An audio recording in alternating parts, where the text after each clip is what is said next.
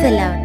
அன்பார்ந்த இறை அன்பர்களே, உங்கள் அனைவரையும் ஆண்டவர் இயேசுவின் நாமத்தினால் மீண்டும் வாழ்த்துவதில் ஆண்டவருக்குள் மிக்க மகிழ்ச்சி அடைகிறேன்.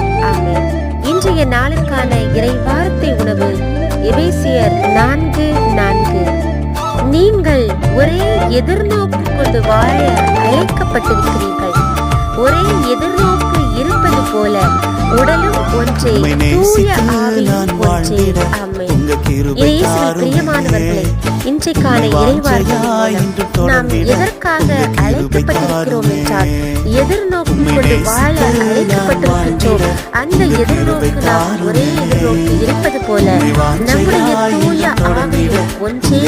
எனவே அன்பானவர்களே, நம்முடைய நம்பிக்கை, அதாவது கண்ணுக்கு புலப்படாதவை பற்றிய நம்பிக்கையில் ஆழப்பட்டிருக்கிறவர்களாக வாழ்வோம், வளருவோம்.